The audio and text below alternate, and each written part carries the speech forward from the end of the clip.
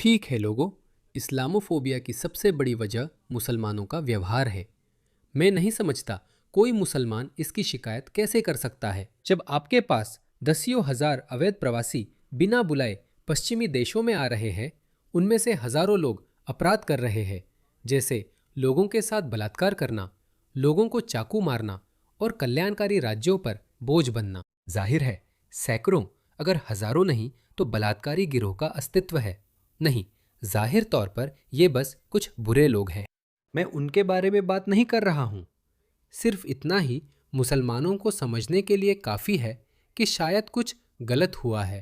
हमें शायद आईने में देखने और अपने समुदाय को लेकर कुछ करने की ज़रूरत है, क्योंकि कुछ बुरे लोग हमारी ज़िंदगी मुश्किल बना रहे हैं। लेकिन इसके बजाय हम क्या देखते हैं? वे शिकायत करते हैं। वे इस्लामोफोबिया की शिकायत करते हैं। वे दोष दूसरों पर डाल देते हैं। वे कहते हैं कि बाकी सबकी गलती है, लेकिन हमारा इससे कोई लेना देना नहीं है।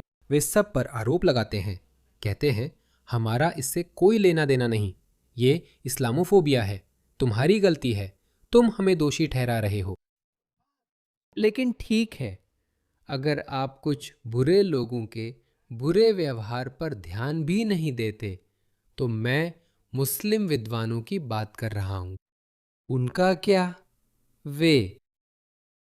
वे ही है जिन्हें मिसाल कायम करके नेतृत्व करना चाहिए और हमें दिखाना चाहिए कि इस्लाम कितना खूबसूरत है। उन्हें ही दुनिया को दिखाना चाहिए कि देखो, उन कुछ बुरे लोगों को छोड़कर हमारी विचारधारा सर्वोच्च है, हमारा धर्म महान है, हमें देखो। लेकिन नहीं, मैं कहूँगा कि वे ही इस्लामोफोबिया के सबसे बड़े फैलाने वाले हैं।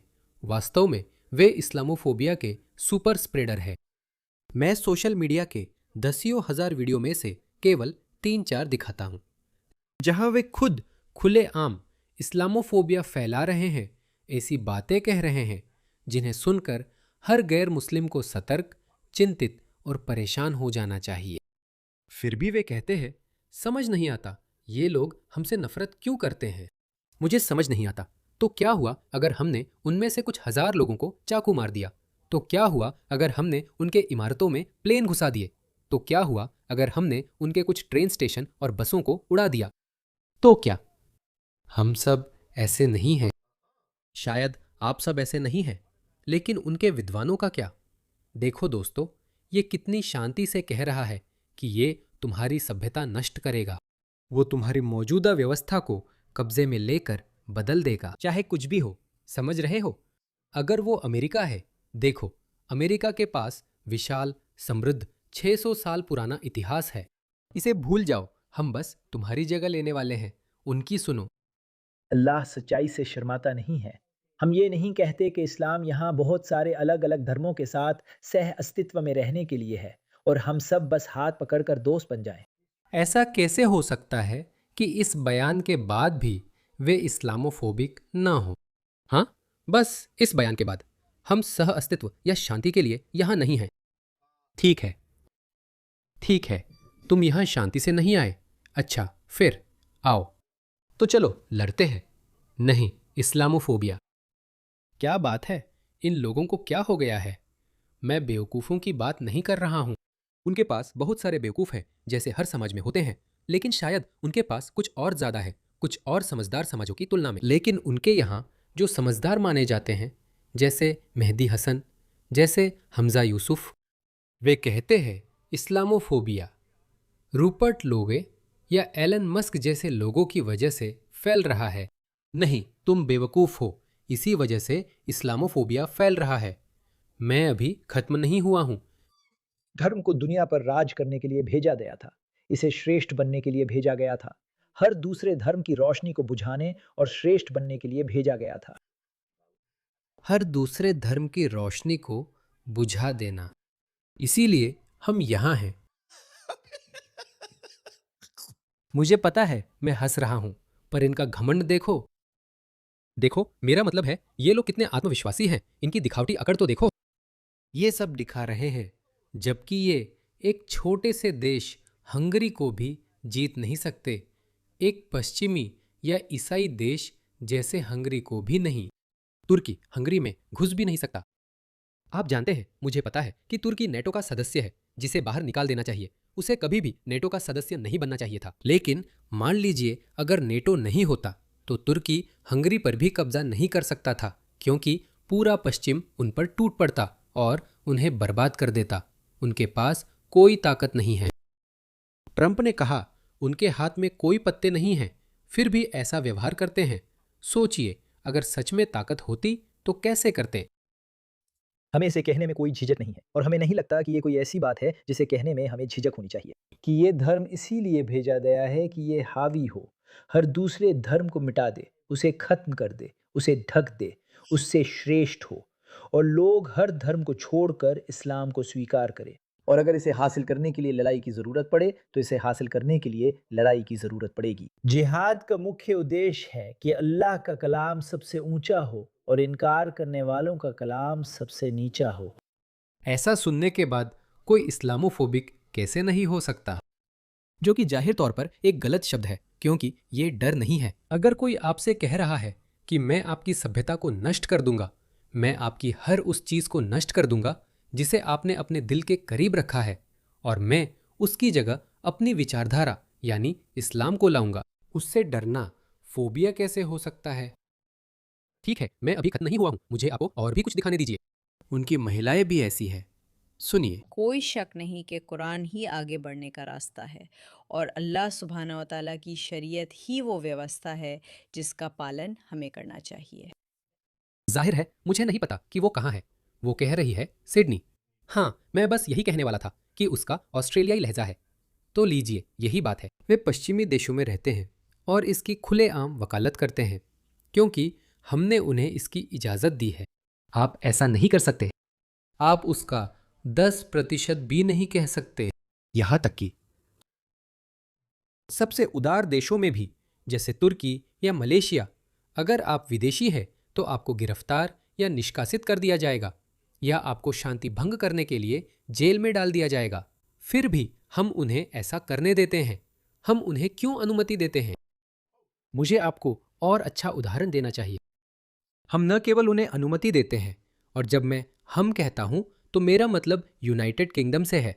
ऑस्ट्रेलिया में चीज़ें इतनी खराब नहीं है, लेकिन मुझे उम्मीद है कि कभी मेरे दरवाजे पर दस्तक होगी। अगर ऐसा होता है तो आप जानते हैं, मैंने आपको पहले ही बता दिया है।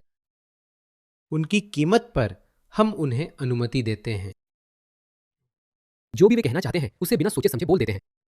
और फिर जब कोई और इसका विरोध करता है, जब कोई और उन्हें रोकने की कोशिश करता है, तो हम अपने ही लोगों को गिरफ्तार कर लेते हैं। स्थिति बहुत खराब है।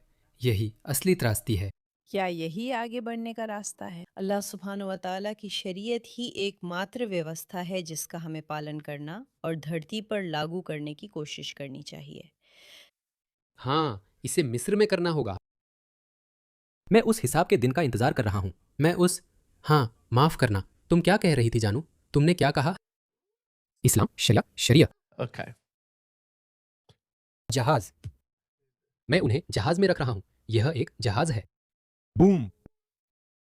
जाओ अब। मैं उस दिन का इंतजार कर रहा हूं। ये होना ही है। बस हमारी सभ्यता इस तरह के कैंसर के फैलने के साथ आगे नहीं बढ़ सकती। ये बस हो ही नहीं सकता। इतिहास में ऐसा कभी नहीं हुआ है, कभी भी नहीं हुआ। हाँ, बहुसांस्कृतिकता कुछ हद तक स्वाभाविक रूप से किसी न किसी रूप में मौजूद रही है। यह फारस में मौजूद थी, यह भारत में मौजूद थी, यहाँ तक कि रोम में भी, प्राचीन रोम में भी ऐसा हुआ। लेकिन हमेशा एक प्रमुख संस्कृति थी जो सब कुछ नियंत्रण में रखती थी। इतिहास में यह पहली बार है जब बहुसांस्कृतिकता को सामाजिक रूप से, कृत्रिम रूप से तैयार किया गया है और पश्चिमी समाजों में स्थानीय संस्कृति की कीमत पर इसे लागू किया गया है। ये ऐसे नहीं चल सकता। ये बस ऐसे नहीं चल सकता। अभी हम उस दौर से गुजर रहे हैं जहां हम प्रयोग कर रहे हैं, हम सोच रहे हैं, हम इन अलग अलग संस्कृतियों के साथ कैसे सामंजस्य बैठाएं। हर दूसरी संस्कृति की अपनी सोच और अपना जीवन जीने का तरीका है। हम उनके लिए जगह कैसे बनाएं? नहीं, हर बार जब आप उनके लिए अपनी निजी कीमत चुकाकर जगह बनाते हैं तो आप कुछ खोते हैं और वे कुछ पाते हैं। एक सीमा होनी चाहिए। यहाँ तक कि पियर्स मॉर्गन जैसे लोग जो हमेशा कहते हैं कि प्रवास कोई समस्या नहीं है, लेकिन जब आप उन्हें बताते हैं कि अरे मुसलमान काबिज हो रहे हैं, तो वो कहते हैं नहीं नहीं नहीं, मुसलमानों के काबिज होने का कोई मौका नहीं है। अगर आप ऐसा सोचते हैं तो आप मानते हैं कि मुसलमानों के हावी हो जाने में कुछ गलत है और 10% से 30%, फिर 40% तक पहुंचने पर कुछ बुरा होगा। क्या आप इसे मानते हैं? अब वह इसे मानते हैं।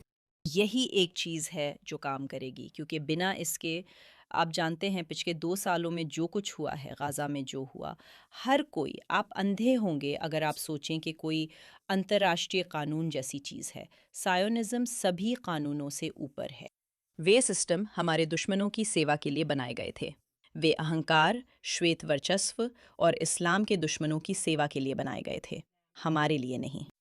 तो श्वेत देशों से बाहर निकल जाओ, जो कुछ हद तक सच है। मैं सहमत हूं। पश्चिमी सिस्टम और अंतर्राष्ट्रीय कानून, ये सारी चीजें पश्चिमी लोगों द्वारा बनाई गई थी, और निश्चित रूप से पश्चिमी नैतिकता के अनुसार अगर ये सब इन लोगों पर छोड़ दिया जाए तो सिर कलम करना आम बात होती। वे हर एक देश पर आक्रमण कर रहे होते, जो वे पिछले 1400 वर्षों से करते आ रहे हैं। लेकिन किसी न किसी बिंदु पर निश्चित रूप से हम इसे स्वीकार नहीं करेंगे। हम नहीं करेंगे, मेरा मतलब है हम इसका इस्तेमाल करेंगे। असल में अगर निष्पक्ष रहे तो हर पश्चिमी देश अंतर्राष्ट्रीय कानून की लाठी से इजराइल को पीट रहा है, लेकिन हमास ने 7 अक्टूबर को जो किया उसमें अंतर्राष्ट्रीय कानून कहाँ था?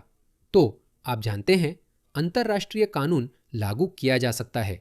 ये दो तरफा रास्ता है। आप इसे केवल अपनी सुविधा से लागू नहीं कर सकते। ऐसे लोगों को खुश करने का कोई अर्थ नहीं है, इसका कोई अंत नहीं। आप नहीं जीत सकते। इन लोगों को खुश करना असंभव है, क्योंकि वे तब तक नहीं रुकेंगे जब तक पूरी दुनिया इस्लाम के आगे ना झुक जाए। वे खुद ये कह रहे हैं, ठीक है, वे खुद ये कह रहे हैं। इस्लामी शासन में लोगों को कष्ट नहीं हुआ, तो दुबई इस्लामी शासन के तहत लोगों ने कभी कष्ट नहीं झेला। मैं कहां से शुरू करूं? पाकिस्तान के पंजाब प्रांत में 8 चर्चों को आग लगा दी गई, और ये कोई 20 साल पुरानी बात नहीं है। ये 2023 में हुआ था, ठीक है, 2023 17 अगस्त। मैं इसे हैरानी और डर के साथ देख रहा था। इसे देखिए, इसे देखिए, इसे देखिए। आप सोच सकते हैं कि ये सिर्फ पाकिस्तान है। नहीं। आप किसी भी देश का नाम ले लीजिए। इंडोनेशिया का क्या? इंडोनेशिया में चर्च जलाए गए हैं और सांप्रदायिक हिंसा ऐतिहासिक रूप से क्षेत्रीय तनाव के कारण हुई है। इंडोनेशियाई अधिकारियों ने आचे प्रांत, जो इंडोनेशिया का सबसे इस्लामवादी इलाका है, में चर्च गिरा दिए। इसे देखिए। अब इसे देखिए। क्या यह मलेशिया में है? मलेशिया तो अच्छा देश है, चलिए देखते हैं। मलेशिया भी। वाह, इसे देखो। मलेशिया में चर्चों पर आगजनी की गई। ठीक है, शायद तुर्की ज्यादा सभ्य है। नहीं, ओह, तुर्की का धार्मिक वीरान शहर। यह क्या है? इस्तांबुल में अर्मेनियाई कैथोलिक चर्च में आग लगने से 2 लोगों की मौत, 2 घायल।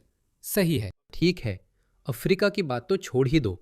नाइजीरिया, वहां सिर्फ चर्च नहीं जलाते, चर्च के अंदर लोगों को भी जला देते हैं। यही है नाइजीरिया। और कौन से देश? सूडान। देखते हैं, सूडान। देखो, ये हर जगह हो रहा है।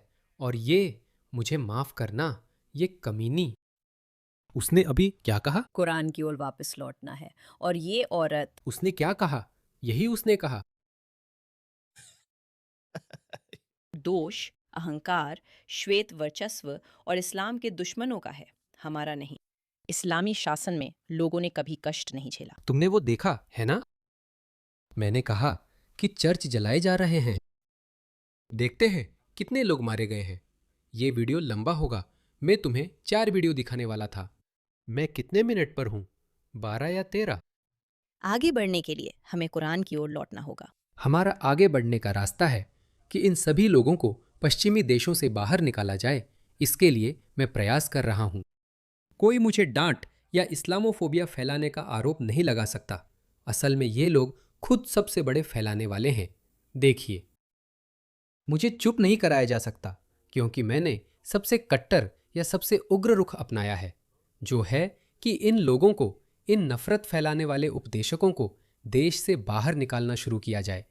और सोचिए, क्या एंथनी अल्बानीज ने एक इस्लामवादी द्वारा यहूदियों की हत्या के बाद नफरत फैलाने वाले भाषण के खिलाफ कानून बनाया। उन्होंने नफरत फैलाने वाले भाषण के खिलाफ कानून पास किया, लेकिन उसमें इन लोगों के लिए छूट की एक धारा छोड़ दी जिससे कानून ढीला हो सकता है या इन नफरत फैलाने वाले भाषण की व्याख्याओं को ढीला किया जा सकता है। अगर कुछ धार्मिक संदर्भ में कहा जा रहा है, मतलब आधा कुरान, तो अगर आप कहते हैं, अरे यहूदी और ईसाई आपके दोस्त नहीं हो सकते, उनके हाथ और पैर काट दो, तो वो ठीक है। आप जानते हैं, वो सिर्फ धार्मिक संदर्भ में कहा गया है। ये कैसी बात है? नहीं, वही एकमात्र तरीका है और उन लोगों में से होना जो उसकी ओर काम कर रहे हैं और उनकी तथाकथित लोकतंत्र, उनके तथाकथित सिस्टम से धोखा न खाना। जो हमारी लोकतंत्रों में रहते हैं, जो हमारे तथाकथित सिस्टम में रहते हैं और जो ये सब प्रचार कर सकते हैं, इसको देश से बाहर निकालना चाहिए, इसे डिपोर्ट करना चाहिए। नाम क्या है? डालिया अयूब। मुझे इसे देख लेने दो। ये तो सिर्फ 1 साल से भी कम समय पहले की बात है। असल में बस 1 साल से थोड़ा ज्यादा हुआ है। डालिया अयूब। देखे, ये महिला कहाँ है? वाह, ये महिला अब भी वही है, अब भी वही है। ये अभी भी ऑस्ट्रेलिया में है। उसके पास ऑकलैंड यूनिवर्सिटी से पॉलिटिकल साइंस में बीए और इस्लामिक स्टडीज में मास्टर डिग्री है। इसका कोई मतलब नहीं। क्या ही बेकार बात है। अब मेरी बात समझ रहे हैं? इस्लामोफोबिया का सबसे बड़ा कारण मुसलमानों का व्यवहार है। ये मुस्लिम विद्वान, ये अवैध शरण मांगने वाले बलात्कारी गिरोह, यही वजह है कि दुनिया में इस्लामोफोबिया इतना ज्यादा है, हिंदूफोबिया नहीं है। हाँ, किसी विदेशी संस्कृति की बाढ़ जैसी घुसपैठ पर एक स्वाभाविक प्रतिक्रिया होती है जो सामान्य है। अगर आप एक जगह पर बहुत सारे सिखों को देखेंगे तो आप कहेंगे, ये क्या है, ये मेरे अपने शहर जैसा नहीं लगता। या आप बहुत सारे चीनी लोगों को देख ले, या बहुत सारे लोगों को, यहाँ तक कि ग्रीक और इटालियन के लिए भी ऐसा हुआ है, लेकिन किसी भी दूसरी संस्कृति से लोग उतने चिंतित नहीं हुए जितना कि इस्लाम से होते हैं। और इसके पीछे एक वजह है और वह मैंने अभी आपको दिखाया है। और जैसा कि मैंने कहा, ऐसे सचमुच हजारों वीडियो हैं, हजारों ऐसे वीडियो हैं। मैं 4 वीडियोस दिखाने वाला था, लेकिन इतनी बकवास है कि समय खत्म हो गया। अपने देशों से इस्लाम को दूर रखें।